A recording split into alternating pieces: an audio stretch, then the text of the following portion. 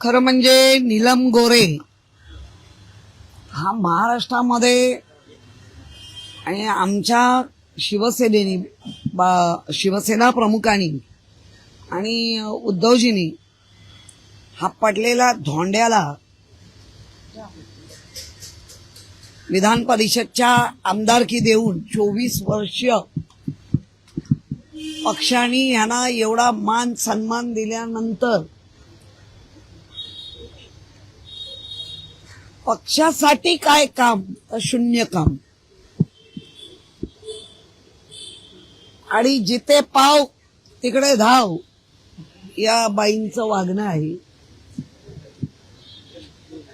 ज्या सामाजिक काम करत मोठ्या होत आहेत तृप्ती देसाई त्यांनी जो आरोप केलाय ते आता म्हणतात मी प्रूफ देते आणि ह्या आता दुसऱ्यांचे प्रूफ मागायला लागले. मुळामध्ये नीलम गोरे बऱ्याच कमेंट मध्ये आलंय नाव गोरे आणि काम मात्र काळे. इतक्या काळ्या हृदयाने भरलेली बाई कधीच म्हणजे मी तर स्थापना आमच्या पक्षामध्ये 83 पासून काम करते. 90ला आम्हाला पद मिळाली आणि त्याच्यानंतर या बाईचा झालेला शिरकाव तेव्हापासून मी या बाईला बघते. पक्षाच्या कामासाठी सगळं शून्य. माझा प्रोटोकॉल मला कसं मला काय ह्याच्या पलीकडे यांची धावण आहे. जिथे जिथे अत्याचार झाले त्या ठिकाणी आम्हीही गेलो होतो पण त्या आमदार असल्यामुळे जास्त तिथे नावारूपाला आल्या. याच्यामध्ये धुळ्यामध्ये जो अत्याचार झाला तेव्हा आम्ही होतो बरोबर. पण नेहमीच सगळं बाजूला ठेवायचं आणि फक्त आणि फक्त स्वतःला कसं इम्पॉर्टंट मिळेल एवढंच बघण्याचं काम करतात. आज जेव्हा त्यांच्या पूर्ण अंगाशी आल्यावर या कॅप्टन खरात आता कॅप्टन खरातचे विविध प्रकार आपल्या समोर येतात. महिलांवर अत्याचार तर आहेच पण मंत्री पद कसं मिळवून द्यायचं आणि त्याच्यासाठी रक्त कसं व्हायचं आणि त्याच्यासाठी आपला लाभ कसा करून घ्यायचा अशा अनेक मंत्री त्यांना भेटले. दीपक केसरकरांनी तर भांडात फोडलं 39 मंत्री. आता त्या 39 मधली ह्या असाव्या एक म्हणजे आता परत प्रश्न आला 38 कोण म्हणजे हे असे एकेकांची आता लाईन लागेल. आणि काय म्हणजे काय मिळवण्यासाठी तुम्ही काय काय करत होता. आता पण आपण गेल्या आठवड्याचं जर पाहिलं तर ज्या पद्धतीने उद्धवजींवर बोलल्या अख्ख्या आणि वर त्यांना माहिती आहे की आपली आता थू थू होणार आणि वर बोलतायत की आता मला ट्रोल होईल. खरं म्हणजे तुम्ही ट्रोल करण्याच्या पण लायकीच्या नाही. पण तुम्ही ज्या सभेमध्ये ज्यांच्या मुळे गेलात विधानसभेने काय पाहिलं गेलं 2022 पासून आधी तर पाहिलंच पण इतकं खाली गेलेलं त्याची गरिमा एवढी खाली नेलेला विधानसभा कधी कोणी पाहिली नव्हती. ती विधानसभा त्यांनी 2022ला 20 जून 2022 सभागृहाने पाहिलं आणि मग एक एक एक एक उड्या पडत गेल्या. आणि त्या उड्यामध्ये ह्या बाईची उडी काय तर आम्ही जात होतो आम्हाला भेटत नव्हते. अहो मी ज्या वेळेला बंगल्यावर जायची मग त्या मुख्यमंत्री बंगला असो ना का मातोश्री आम्हाला कधी कधी सांगण्याची ही बाई हिंमत करायची थांबा उद्धवजी जरा बिझी आहे. मग भेटत नव्हते तर तुला कसं कळलं बिझी आहे. हे मी कार्यकर्ती म्हणून सांगते. खोटारडी एक नंबर आणि बुद्धी चातुर्य ते पण तू तुझ्यासाठीच वापरलंस. ते पण त्याचा उपयोग पक्षासाठी झालं नाही. श्रमदान तर तू कधी केलंच नाही. त्यामुळे एक खिल्लास खोटं बोलणारी बाई जर कोण असेल मला एकदा आठवतं मी त्यांच्या गाडीत होती आणि एका पोलिसाने फक्त उठला नाही, त्याचं लक्ष नव्हतं, तरा तरा केबिन मध्ये गेल्या, फोन लावला, त्याला वर बोलवलं, त्याच्या वरिष्ठाला वर बोलवलं आणि इतक्या अद्वता त्याला बोलल्या. तेव्हा माझ्या आणखीन लक्षात आलं, अरे बापरे, यांचे एवढे मोठे युगो आहेत, हे एवढं मान अपमान, याचा अर्थ यांना एवढंच हवं होतं. आणि जेव्हा कळलं की आता हे उद्धवजींकडनं मिळत नाही, कदाचित मिळणार नाही, तशी उडी एकनाथ शिंदे. आणि भाषणात काय सांगतात, कोण हा एकनाथ शिंदे? अरे वा, मग त्याच्यात प्रश्न पडला लोकांना, उंदीर कोण आणि मांजर कोण, साक्ष कोण कोणाची काढताय. त्यामुळे ह्या बाईवर बोलावं तेवढं कमी आहे. आता सामोरी जा आणि तुझे पुरावे बाहेर येत आहेत आणि ते दाखवतायत. आणि कॅप्टननी तुम्हाला चांगली कॅप्टनशिप दिली. आता तुम्ही कॅप्टनकडे जाऊन काय काय केलं ते कॅप्टनच सांगेल, बाबा आम्हाला काय माहिती.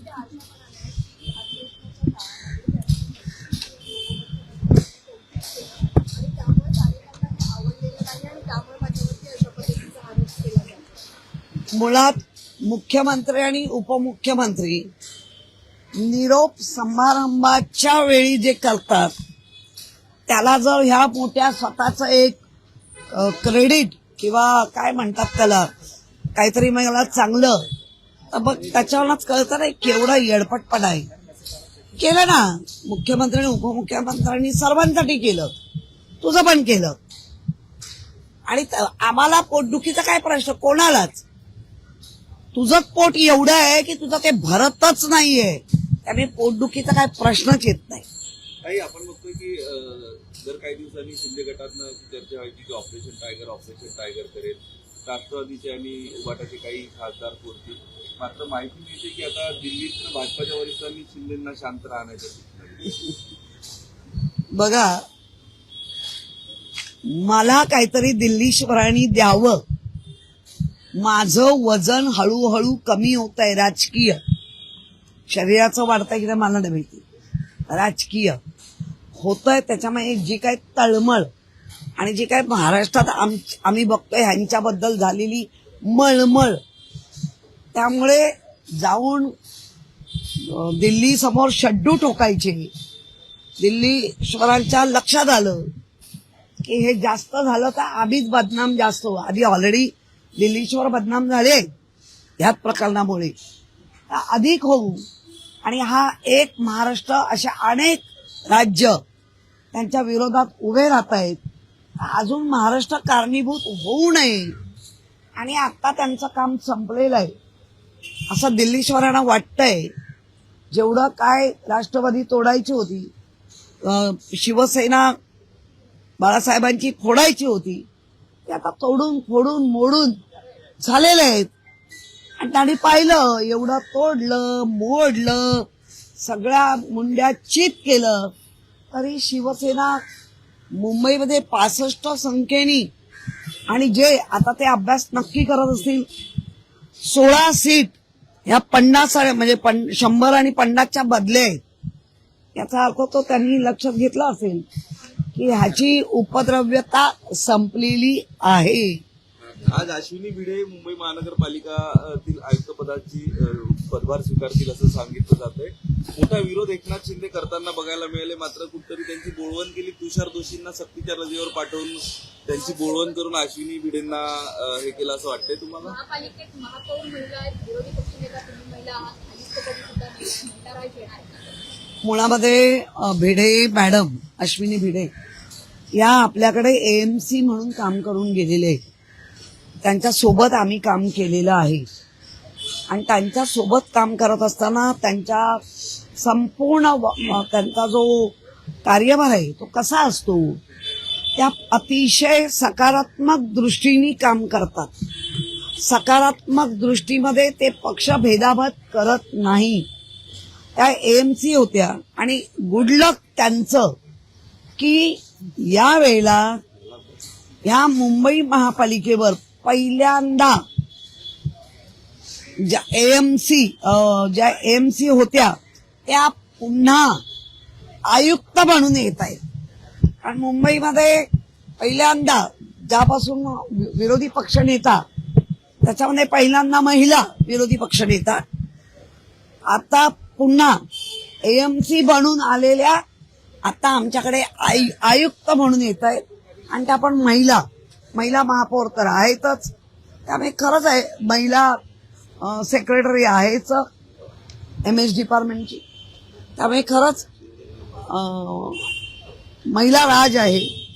आणि शिंदेंचा विरोध होता नाही होता तो आम्हाला माहिती नाही, पण त्यांच्यात धुसफूस आहे ही मात्र हळूहळू फुसफुसनी बाहेर येते एवढी नक्की. काही सोबत मंत्रिमंडळात सुद्धा फेरबदल करावे अशा पद्धतीच्या बातम्या येत आहेत. दीपक केसरकर असतील किंवा अन्य मंत्र्यांकडे काही नाराज आहेत, कॅमेरासमोर काही वर्तणूक झाली आहे त्यामुळे नाराज आहे, काही मोठी फेरबदल करण्याची शक्यता दिसत खराब करतात. हा, आपण गेल्या वर्षभरात पाहिलं कोण कॅन्टीनच्या मुलांना जाऊन ठोशे मारतायत, कोण हात म्हणजे अर्ध नग्न खाली उतरून मारामाऱ्या करतायत, कोण बॅगाच्या बॅगा म्हणजे आम्हाला सांगता खोके बोलू नका, तर आम्ही म्हणायचं आता भरलेल्या बॅगा, खोक्यांसारख्या भरलेल्या बॅगा त्याचं लक्ष्मी दर्शन दाखवतायत. तर कोण सांगतंय की मी 35 कोटीवर पाणी सोडलं, मला मिळणारा लाभ हा 35 कोटीचा होता आणि तो माझ्या कार्यकर्त्यांसाठी सोडला. मला तुमच्या माध्यमातून सांगायचं आहे, जर कार्यकर्त्यांसाठी 35 कोटी सोडले आहेत तर जरा कार्यकर्त्यांची कौलं चेक करा, काही सोन्या बिन्याची घातली आहेत का. कारण कार्यकर्ता भाग्यशाली आहे म्हणायचा. काही थापा मारतायत. आणि आता तर काय कॅप्टननी सगळ्यांना कॅप्टनशिप देऊनच टाकली. काय काय दिलंय लाभ, कुठला लाभ दिला तो आता कॅप्टनच सांगू शकतो. आणि आलेले व्हिडिओज, कारण त्या आलेल्या व्हिडिओवर पण आता बंदी घातलीच पाहिजे. काही महिला ठरवून गेल्या आहेत, काही महिला फुसलवून असं काही चित्र अजूनही स्पष्ट होत नाही.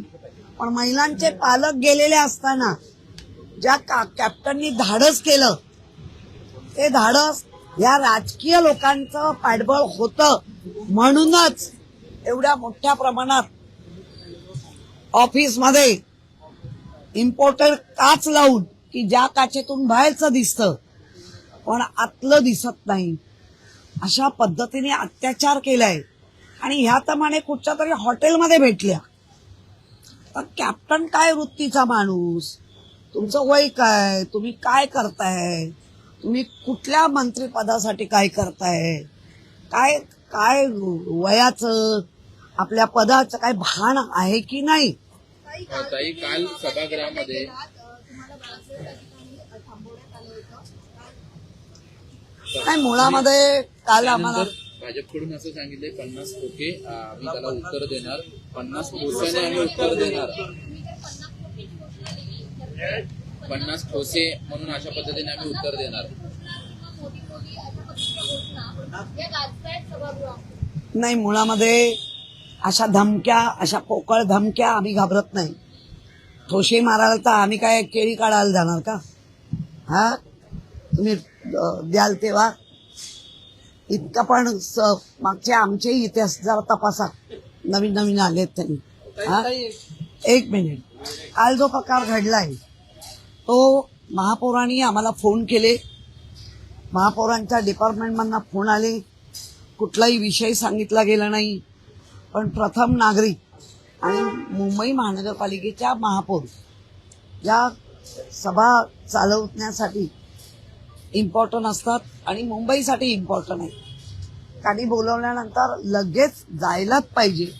आम्ही गेलो, मी स्वतः होती, माझ्याबरोबर मनसेचा गटनेता आमचा यशवंत, त्यानंतर उबाळे, त्यानंतर सपाच्या कोण, अशा सगळेजण आम्ही 4 जण तर होतो. आणि गटनेता म्हणून अभय घोले आले, त्याच्यानंतर एक शिंदे आले, सगळे आले. अमयनी सगळ्यांना बोलवलं. आणि मी एवढं म्हटलं पण की अरे गटनेत्यांची मीटिंग आहे आणि आम्हाला महापौरांशी बोलायचंय. शांत बसलो. नाही, आम्हाला महापौरांची वैयक्तिक बोलायचंय. मी म्हटलं ठीक आहे, आम्ही बसतो इकडे, तुम्ही अँटी चेंबरमध्ये जा आणि जे बोलायचं ते बोला, काही हरकत नाही. 10 मिनिटं उशीर चालेल. नाही, आम्हाला इथेच बोलायचंय. तर मीच म्हटलं म्हणजे आम्ही उठायचंय का? इथेच बोलायचंय, त्यांच्याशीच बोलायचं, तर मग आम्ही सगळे गटनेते उठायचंय का? नाही, ते महापौर ठरवतील. महापौरांकडे बघितलं, नाही थांबा तिकडे. मी म्हटलं आम्हाला जे बोलवलं ते ह्याच्यासाठी बोलवलं का? आणि मग आम्ही खरं म्हणजे मला पत्रकारांसमोर मला वाटलं वेगळा तिकडे दरवाजा जो उघडा असतो तिथून मी आपलं सहज निघून जाईल. मला बाहेरच काही पत्रकार भेटले आणि असा अपमान जर महापौर करणार असेल, माझं काय म्हणणं होतं, समय सूचकता दाखवा. त्यावेळेला त्यांनी अमयला सांगायला हवं होतं, अमय तुझा कुठलाही विषय असू दे पण गटनेता पहिला करते आणि मग तुला घेते. जर अशाच गोष्टी होणार असेल तर तुमच्या दालनात आम्ही येतो. एक तर तुमच्या दालनात काही ती सिक्युरिटीची म्हणा, MS डिपार्टमेंटची म्हणा किंवा कोणी जात आहे कोणी येत आहे. त्यामुळे कसं मुंबईकर आहेत, खूप चांगलं काम करतायत असं त्याच म्हणतायत. आम्ही येऊ दे गर्दी. ती गर्दी आम्हाला माहिती आहे. ज्याने कधीच महापालिका पाहिली नाही, संघाणी विघाणी ते सगळे येत आहेत. अगदी मोठी मोठी कमळं लावून येत आहेत. सगळं आम्हाला माहिती आहे. त्यालाही आमचा विरोध नाही. करा काय तो पण अपमान करायचा तुम्हाला अधिकार दिला पाहिजे.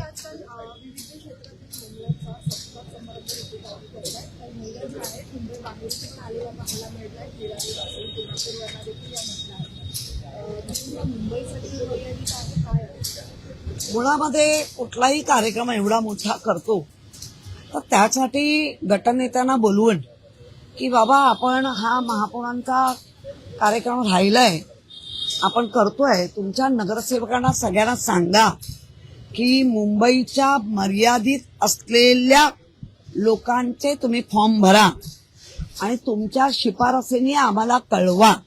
पण तसं काय झालेलं दिसत नाहीये. आणि म्हणून मग त्या कुठल्या नगरसेविकेनी, भले आमच्या पण नगरसेविकेनी भरला असेल तर तो चुकीचा आहे. कोल्हापूर वगैरे त्यांची नोंदणी असेल आणि त्या फिरायला म्हणून मुंबईत आल्या असतील आणि त्यांना जर महापौर पुरस्कार मिळणार असेल, मग त्या कोणत्याही पक्षाच्या असू दे, हे महापौरांनी चेक करायला पाहिजे. महापौरांच्या असलेल्या कमिटीनी हे पूर्ण चेक करायला पाहिजे. आणि कोल्हापूरवरनं, मीरा भाईंदरवरनं फिरायला येणाऱ्याला जर तुम्ही तो पुरस्कार देणार असाल तर मला वाटतं चुकीचं आहे. त्या केलेल्या सामाजिक कामाची नोंद ही त्या कुठे करतायत, त्यांचा ऍड्रेस काय हा पाहिला जातो. पण ह्याच्यामध्ये आत्ताच मला कळलंय की कोल्हापूर आहे, मीरा भाईंदर अशा 2-3 महिला आहेत. महिलाला दिलं पाहिजे, अजिबात माझी ना नाही. पण माझा आपला नियम आहे, मुंबईच्या आतल्याच मुंबईच्या हद्दीमध्ये असलेल्याच महिलांना द्यायचं आहे. तुम्ही काय महाराष्ट्राचे मुख्यमंत्री नाही आहात, मी महापौर आहात. महाराष्ट्राच्या मुख्यमंत्र्यांबरोबर बरोबरी करायला एवढ्यात तरी जाऊ नका असं माझा प्रेमळ सल्ला असेल. की मुख्यमंत्री ते मुख्यमंत्री आहेत, पण जर मुख्यमंत्र्यांसारखं काम करायचं आहे तर मुख्यमंत्री किती दक्ष असतात ते पण त्यांचा गुण घ्या. एक प्रश्न असा आहे की पीओपी वरून सध्या पालिकेमध्ये गोंधळ पाहायला मिळतो. त्यांनी जे परिपत्रक काढलं त्याच्यामध्ये स्पष्टीकरण देताना पलटी मारलेली आहे पालिकेने.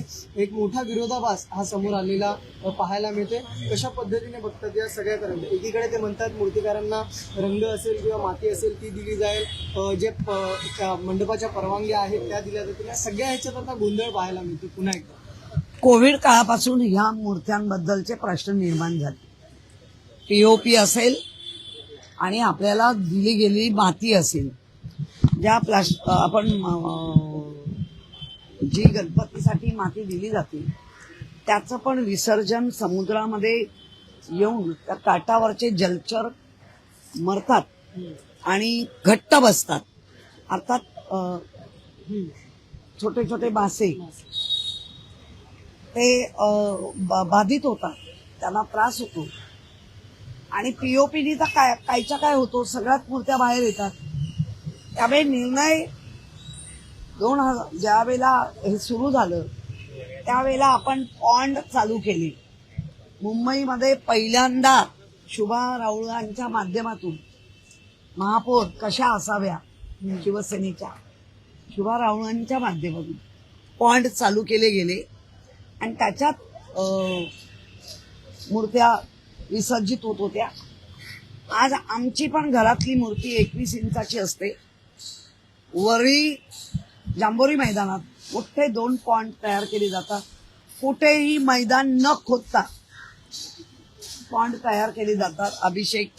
अभिजित आमचा पाटील करतो, आशिष चिमुरकर करतात, सुनील शिंदे सपोर्ट करतात, सचिन भाऊ नारळ फोडायला येतात. त्यामुळे ही सगळी मंडळी मैदानाला बाधित न करता पॉइंट करतात आणि त्याच्यातली मग माती जास्तीत जास्त सुकून चाळून घेऊन मग काही ठिकाणी वापरायला पण देतात. किल्ले बिल्ले बनवण्यासाठी लागणारी माती मिक्स करून ते वापरायला देतात. त्यामुळे त्याचा निर्णय राज्य सरकारने लवकर घ्यावा. मूर्तिकारांचं अख्खं वर्ष त्या कार्यक्रमावर असतं, त्यामुळे असं काहीतरी घ्यावं. काही शेवटचा प्रश्न आहे. 1998 पासून ते 2025 पर्यंत नगरसेवक किंवा मग इतर जे महापालिकेत येणारे लोकप्रतिनिधी आहेत ते काही प्रश्न सूचना उपस्थित करतात. त्यावर अहवाल जो आहे तो आयुक्तांकडून येणं अपेक्षित असतो. पण आता ह्या 28 वर्षात 136 अहवाल जे ते अद्याप आलेले नाहीत. तुम्ही उपस्थित केलेल्या सूचना मागण्या या धूळ खात पडलेल्या असल्याची बाब समोर आलेली. आता जे घडलंय ते नेहमी त्याच्यावर आम्ही पण बोललेलो आहोत.